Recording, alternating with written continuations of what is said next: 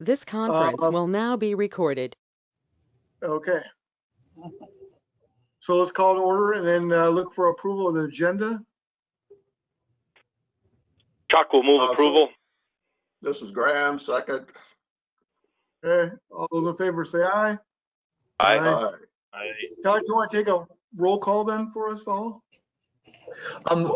Since we've got everybody going, we are just fine. We can see everyone and everybody's mic has been tested so far, so I think we're good to go, Mr. Chair. Excellent. So let's go to the business at hand, our 2021 capital grant application. Mr. Chair, members, first, we apologize for having to have a special meeting. It seems like no matter when we have meetings, it's not in the right month. Maybe we got to go to every month meetings or something to catch up with what DOT is doing. But the request today is for a grant application approval, and I'll let Wayne talk a little bit about that first. And again, our request is for approval for grant application for 3 buses in the next fiscal year, so it will be for 2021. And so Wayne, if you want to talk about that a little bit, that would be great. The MnDOT grant request is due in by the end of August, and it is for a 2021 capital grant. And what the process is, the applications are due in August, as I mentioned. They will evaluate those requests, and in early 2021, they will let the contracts. At that point, we're allowed to begin the process of speccing out and purchasing the buses, which end up delivered in late 2021 or early 2022. Now, the application that we put in late 2019 for a bus to be purchased this year was denied. We weren't eligible to get a bus. We now, and the plan up to that point had been to replace 1 bus a year because we're wearing out 1 a year with about 150,000 total miles a year. So that put us on a path to replace 2 this year. And the grant application was actually partially completed with that in mind when MnDOT announced that they'd received a $4.4 million federal grant to replace buses in Minnesota. One of the buses that was included in their grant application to be replaced was one of the ones we anticipated replacing. This grant is so new to MnDOT, they have not had time to determine exactly how they're going to go about replacements. So I asked the question of our project manager, how do we proceed?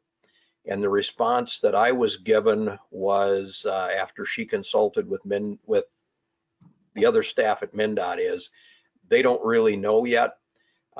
They suggested that we put in for the number of buses we would like without regard to our local share. And then as this progresses, they will have a better handle on what local share will end up being. Now, the life expectancy of buses in the MnDOT system is 150,000 miles or 5 years old. And we have 3 buses at the present time that meet that criteria. So the decision was made to put in for 3 buses.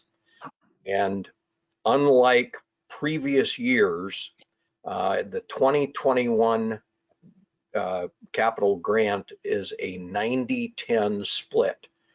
So it would be 90%, worst case would be 90% state and federal grant money and 10% local funds. That may or may not continue beyond 2021. That's an annual decision that's made. This is, to best of my recollection, the first year they've done a 90-10 on capital.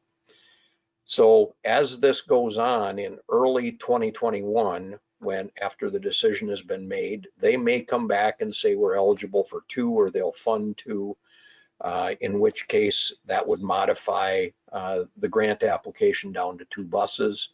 If the board were to decide at that point that they did not want to replace 3, either because of cost or other considerations, we would then just notify MnDOT that we would be purchasing 2 buses and not 3.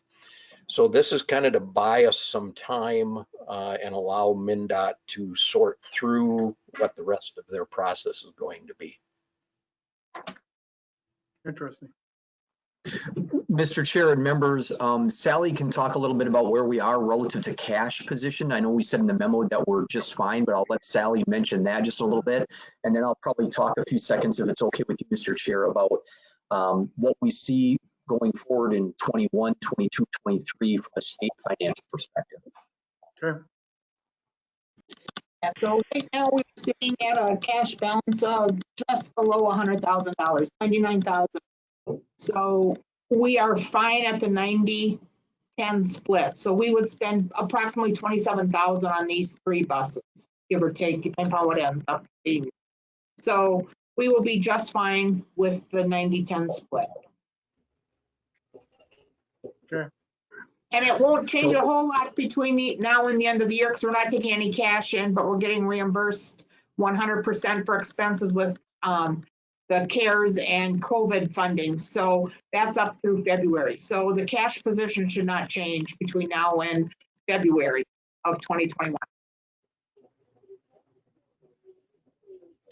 So, Mr. Chair, members, just to give some additional context, in 2021 and 2022 and potentially 2023, we do see, and certainly you have probably all read about the potential state shortfall of about $4 billion-ish. That is before rainy day funds come to apply, which is about a little bit over $2 billion.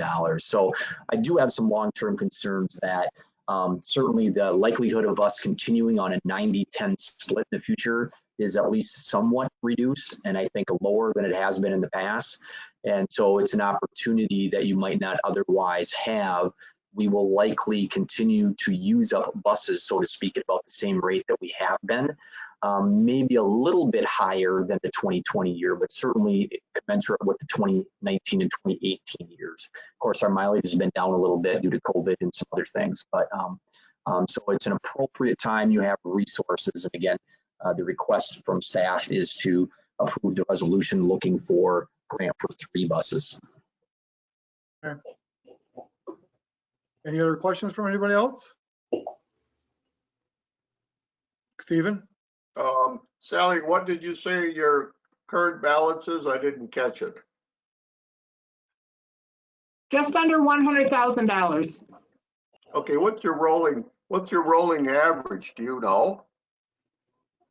Well, it all depends on the funding, Stephen. Right now, you know, we've been as low as 45, but it's been growing with the 90-10 match, and also, so yeah, it's been growing. All right, that's all I have, Mr. Chair. Thank you. Okay. Any other questions for anybody? If not, I'll look for a motion to accept and go for the grant, for the capital grant 2021 application. This is Graham. I'll move the resolution, Mr. Chair. Okay, Sullivan, second. excellent. Any further discussion regarding it? If not, all those in favor say aye. Aye. Aye. Aye. Todd, do you want to keep track of who said aye, or do you want to just know that everybody did said aye? So if we can, we do require a roll call vote. And Okay. so if I could, we'll go around with a roll call. And so let me start with the chair. Huntington, Aye. Grams, Aye. Sullivan, Aye. Zeman. Aye. Thank you. Okay, I guess it's passed. I guess that concludes our meeting, our special meeting. So I look for a motion to adjourn. So moved, Zeman. Second, Okay. Sullivan. All right. All those in favor say aye. Aye. Aye. And that's it. Thanks Sally, for your just let time me, today, everyone. and Thank you. Thank you let very me know when much. you want me to sign that resolution. Okay, thank you. Thank you.